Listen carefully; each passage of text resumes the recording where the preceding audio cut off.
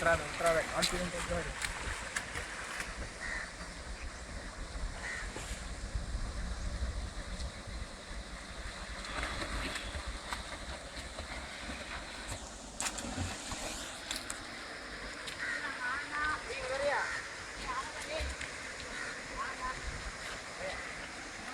பிரசன்ன ஐயா. வணக்கம் ஐயா. சமீபத்தில் நீங்கள் கல்ன்ற ஒரு புத்தகம் எழுதியதாக கேள்வி. ஆமாங்க. அதோட சிறப்பு கொஞ்சம் சொன்னீங்கன்னா. கல் என்ற சொல்லாடல் பார்த்தீங்கன்னா தமிழில் ஆட்சியாக இருக்கிற சில பொருண்மைகளை குறிக்கக்கூடிய ஒரு நேர்த்தியான ஒரு சொல். சரி. அந்த கல் என்ன அந்த சொல்லு பார்த்தீங்கன்னா கூட்டத்தை குறிக்கும், கூர்மையை குறிக்கும். தமிழ் இலக்கியத்தில் தொல்காப்பியர் பலவித நுட்பமாக பயன்படுத்தக்கூடிய ஒரு சொல் கல். இந்த கல் கூட்டத்தை எப்படி குறிக்குதுன்னா களவு அப்படின்னு ஒரு சொல்லை நீங்கள் பார்த்துருக்கீங்க. களவு, கல் ப்ளஸ் ஊ, களவு. அந்த நிலைமொழியில் இருக்கிற கல் எப்படி கூட்டத்தை குறிக்கக்கூடிய ஒரு களவு என்ற சொல்லாடலில் வந்துச்சு நீங்கள் பார்த்தீங்கன்னா புணர்ச்சி, தலைவன் தலைவி இருவரும் கூடும் பொழுது தான், கலக்கும் பொழுது தான் இந்த களவு என்ற சொல்லாடல் பிறக்கிறது. அந்த இடத்துல கல் என்ற சொல் வந்து கூட்டத்தை குறிக்கக்கூடிய ஒரு சொல்லாக பார்த்தோம் நம்ம. இப்போ அதே சொல் இப்போது அடர்ந்த காடுகளுக்கு நீங்கள் போகிறீங்க. அந்த இடத்துல கூட்டம் இருக்கும்போது ஒரு கருமையை நீங்கள் பார்க்க முடியும். எப்படி சொல்கிறீங்க?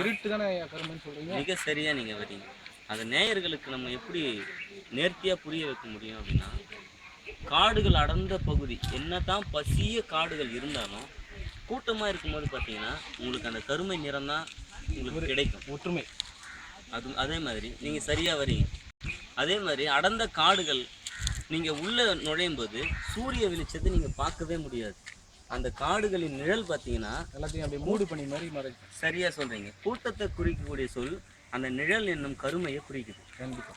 அது பார்த்தீங்கன்னா இப்போ எப்படி கூட்டத்தை குறித்த சொல் கருமையை குறித்ததோ அதே ஒரு சொல் கூர்மையும் குறிக்கும்.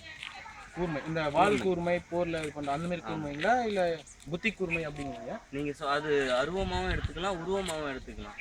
இப்போது ஒரு நம்ம தொல்காப்பியத்தில் தலைவனும் தலைவியும் கலக்கும் பொழுது, கலந்து பிரிந்த பொழுது, களவு காலம் சரியாக சொல்ல வரீங்க. அவங்க பிரிந்த பொழுது தலைவியின் மனமானது எப்படி ஒரு தெளிந்த நீரில் ஒரு கருமை உண்டாகுமோ, ஒரு தெளிந்த நீரில் வந்து நீங்கள் மிகப்பெரிய கல் தூக்கி போட்டிங்கன்னா அந்த அந்த பகுதி நேரத்தில் ஒரு கருமை தோன்றும். அப்படி அலையாக வர மாதிரி சொல்கிறேன். அந்த கொஞ்ச நேரம் நம்ம என்ன சொல்கிறதுன்னா காணல் நீர் போல் ஒரு கருமை உண்டாகும், ஒரு பொய்யான தோட்டம். ஆமாம். அந்த கருமை பார்த்தீங்கன்னா குற்றத்தை குறிக்கக்கூடிய ஒரு சொல்லாகவும் பயன்படுது.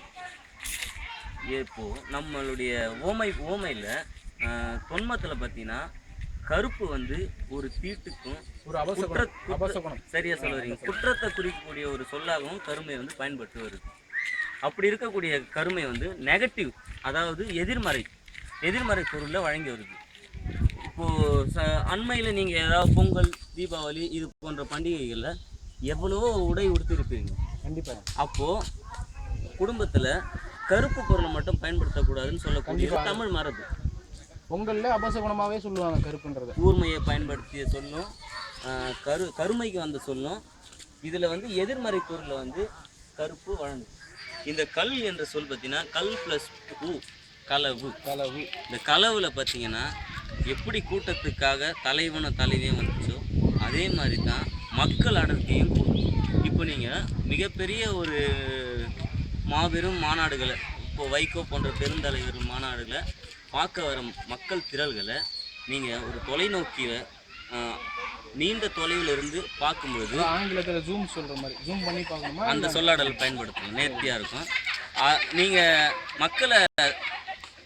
மக்களை வந்து நீங்கள் நோக்கும்போது உங்களுக்கு மக்களுடைய திரள் பார்த்தீங்கன்னா கருமையாகத்தான் தோணும். ஒரு 10 பேர் இருந்தாங்கன்னா உங்களுக்கு என்ன அளவுக்கு இருக்கும், ஆனால் ஒரு 100 பேர்னா என்ற மாதிரி ஒரு கும்பலாக இருக்கும். அதாவது ஒரு 10 பேர் இருந்தாங்கன்னா நீங்கள் சொல்லிடுவீங்க அது கருமையை குறிக்கல, கூட்டத்தை குறித்த பொருள் எப்படி கருமையை வந்தது, உங்களுக்கு ஒரு ஐயம் ஏற்படலாம். அதே 1 கோடி மக்களாக இருந்தால் கண்டிப்பாக கருமையாக தான் இருக்கும். நீங்கள் என்ன நிறைய ஆடை உடுத்தி இருந்தாலும் தொலைவில் இருந்து பார்க்கக்கூடிய ஒரு லிமிட்டாகவே கருமையாக தான் தோணும். கண்டிப்பாக. அது மாதிரி அந்த கருமை என்ற ஒரு சொல்லாடல் கூட்டத்தையும் குறிக்குது, கருமையும் குறிக்குது. சரியா சொல்ல வரீங்க. கூட்டத்தையும் குறிக்குது, கருமையும் குறிக்குது. கருமை எதிர்பொருளாகவும் வழங்கி வருது. எதிர்பொருளாக வழங்கி வர மரபு நம்ம சிலப்பதிகாரத்துலேருந்து நீங்கள் பார்த்தீங்கன்னா மக்கள்கிட்ட அந்த என்ன சொல்கிறது, சரியான சொல்லாடலை பயன்படுத்தும் போது மக்கள்கிட்ட வந்து மூட நம்பிக்கை என்ற சொல்லாடல் நம்ம பயன்படுத்த இங்கே வரக்கூடாது. கருப்பு சாமி தெய்வங்கள், அறிவென்ற ஒரு சொல்லை நம்ம எடுக்கலாம். முக்கால அறிவு உடையவர்கள் அப்படின்ற ஒரு சொல்லாடல் எடுக்கலாம். அப்படி பார்த்தீங்கன்னா பின்னாடி வரக்கூடியதை முன்னாடியே உணரக்கூடிய ஒரு மாபெரும் ஆற்றல் நம் தமிழ் மக்கள்கிட்ட இருக்கிறத நம்ம இலக்கியம் ஜோசியம் ஜாதகம் அப்படி சொல்கிறாங்களா, அதை வச்சு சொல்கிறீங்களா? அப்படி சொல்லலாம். பின்னாடி வந்த சொல்லாடல் தானே ஜோசியம். அதெல்லாம் மக்கள் அறிவென்ற ஒரு சொல்லாடலை தான் இலக்கியங்களில் வழங்கி வருது. சிலப்பதிகாரத்தில் பார்த்தீங்கன்னா காளை வந்து எதிரில் வரது ஒரு தீய சகுனமாக வந்து நம்ம சில இளங்கோ காட்டியிருப்பார் காளை. அது மாதிரி இந்த சில சொல்லாடல்கள் வந்து அண்மையில் இப்போது கல் என்ற சொல் பார்த்திங்கன்னா அது மிக நீண்ட ஒரு சொல்லாடல். அது வந்து புத்தகத்தில் அடக்கக்கூடிய செய்திகள் கிடையாது. நுட்பமாக மக்களால் வந்து உணரக்கூடிய ஒரு சொல்லாடல் அது. எப்படி ஒரே ஒரு சொல் கல் என்னும் சொல் உடைந்த பல திரள்களை குறித்ததோ, கூர்மையை குறித்ததோ, மக்கள் அடர்த்தியை குறித்ததோ, இருளை குறித்ததோடு எதிர்மறை பொருளை குறித்ததோ, இன்னும் பல அரிய தகவல்களை அடக்கிய நம் கல் நூல்களை பார்த்ததோடு உங்களுக்கு வேறு ஏதேனும் ஐயங்கள் ஏற்பட்டால் நீங்கள் கேட்கலாம். இப்போ நீங்கள் கல்ன்ற ஒரு சொல்லுக்கு மட்டும் விளக்கம் எழுதியிருக்கீங்களா, இல்லை அது தொடர்பான தொடர்ச்சியான சொற்கள் அதை எழுதியிருக்கீங்களா? கல் என்னும் அந்த ஒரு சொல்ல அனைத்தும் அடங்கும்.